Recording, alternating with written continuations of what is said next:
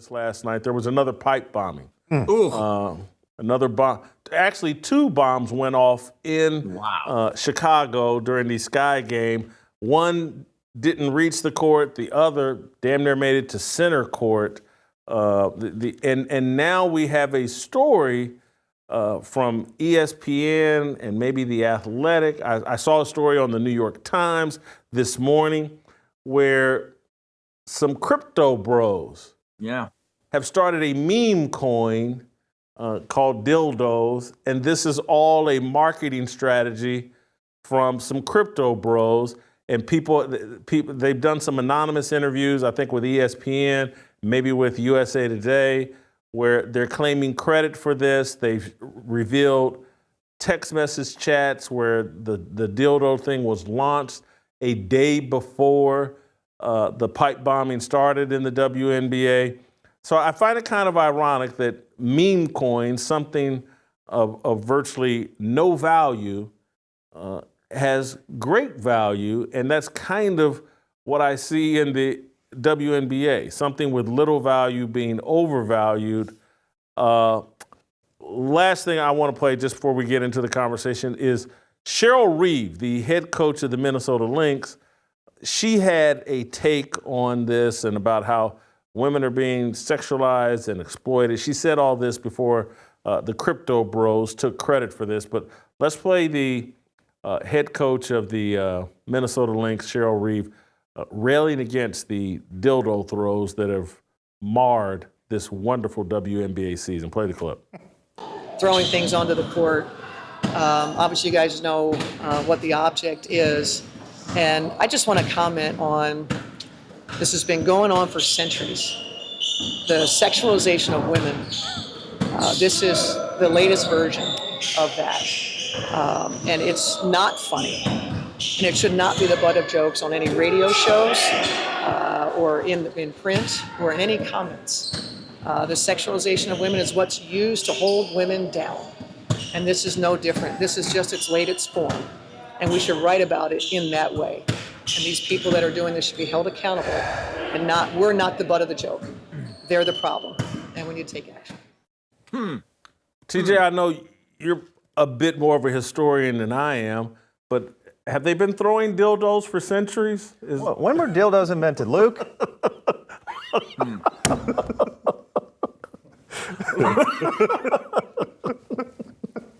Luke, could you come out here? We need some expertise on dildos. You know what, TJ? I hope Luke sues both of us.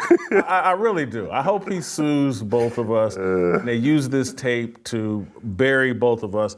Steve, dildo throwing, was this a part of the first Olympics in the 1800s? I mean, it's been going on for centuries. Yeah, I mean, look, the coach said something really interesting. Dildos and butts, anyway. Yeah, I mean, the women are targets, but not being sexualized. They're being mocked. That is the reality. And once again, here we go with that finger pointing from that league again, the most unlikable league in the history of mankind. And I already saw some memes based on her interview, but all the lecturing, the mortal grandstanding. Look, I'm not a fan of anybody throwing stuff onto the court. I'm not. But to say that none of us should laugh and that it's not funny, it's funny. I'm getting a chuckle out of it. I'm retweeting everything that comes on my timeline. But Jason, I have a question. Someone brought this up to me on my Twitter feed. It seems kind of outlandish, but I think there's some truth. Is there any chance this is an inside job? Think about it. A lot of people are talking about WNBA games that do not involve Caitlin Clark, all because of these unidentified objects. Well, they're identified. I'm just saying. Luke just texted me. He said he didn't even have to look this up. It was. He said the first known dildo is about 30,000 years old. It was made out of siltstone, and they found it in a German cave in 2005. So it has been going on for centuries. Luke knew that right off the top of his head. Sue TJ, not me. I'm not taking the egregious shots here. I've never seen it thrown on any court. Like, what? Also, can I just point out? I mean, the hypocrisy here. She did say at one point, the sexualization of women is used to hold women down. it's literally what has propped up the entire WNBA. Like your girl, Sophie Cunningham, who is a friend of mine, actually. We're friendly. Not as friendly as you two, I guess. But I'm saying, this is a one-way love affair, but go ahead. Yeah. What is this runway that they have going on before every game? Like the sexualization of them is on it's actually what's propped women up. It's exactly the opposite of what she's saying. Yeah, take it up, and that's Sophie and Lexi Hull entering the arena before getting their brains beat in last night in Phoenix. But take Angel Reese. Yes.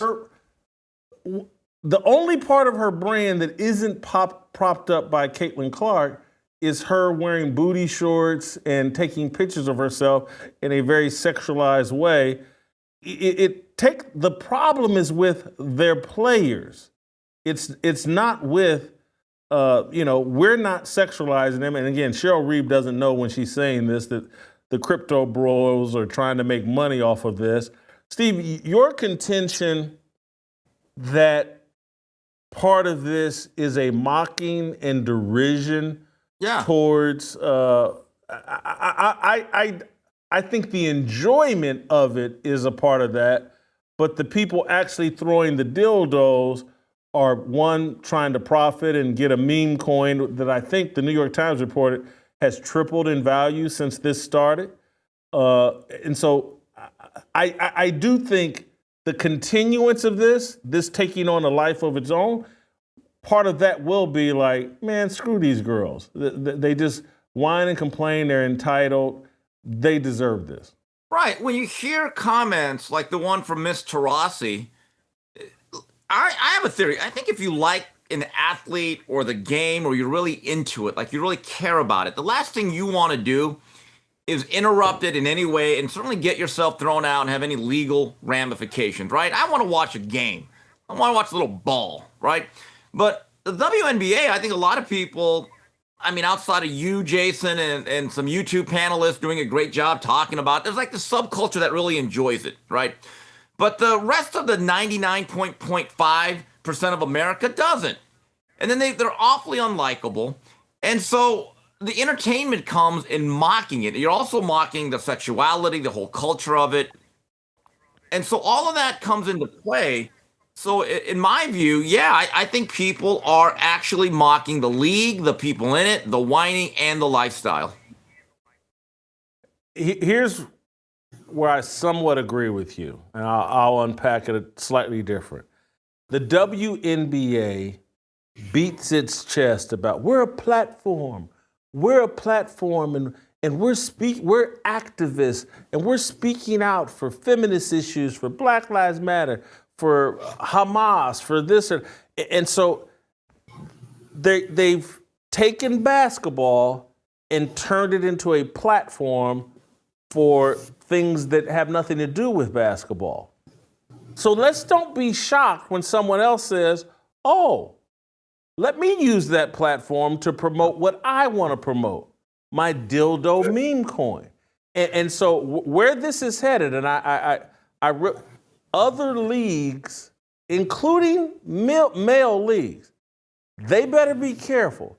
They've allowed the athletes, well, the NFL, it's a platform to speak out against racism. It's a platform to cape for George Floyd and whatever else. So it's not about football. We're not here for football. We're here to play the Negro National Anthem. We're here to troll Donald Trump.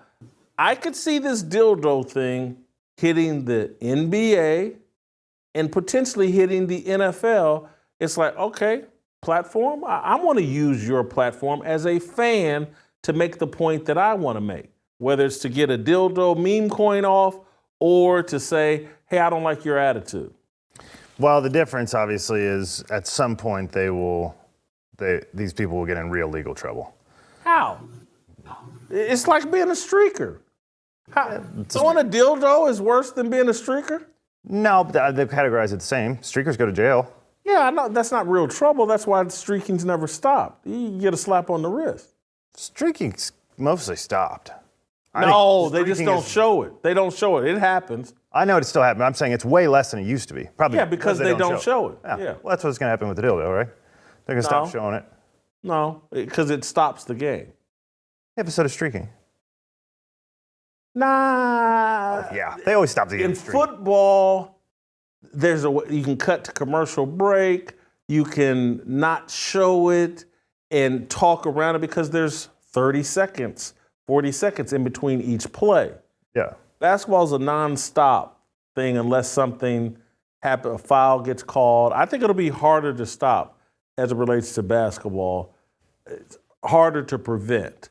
Because again, I think last night they were calling this across the league no bag night. You couldn't bring a bag to the arena. And I was like, can we just acknowledge all the girls secretly love this? There's no way that they love the attention. They love that everybody's talking about the WNBA. That it's bringing actual attention to the league. And they say, we're so offended by it. But the reality is one actually hit Sophie Cunningham, and the first thing she did was laugh and go hug somebody on the other team. Nobody actually cares about this. because she's a real woman. Well, there are a few of those. Like what you saw? Hit that like button, subscribe, and check out the full episode by clicking the link below.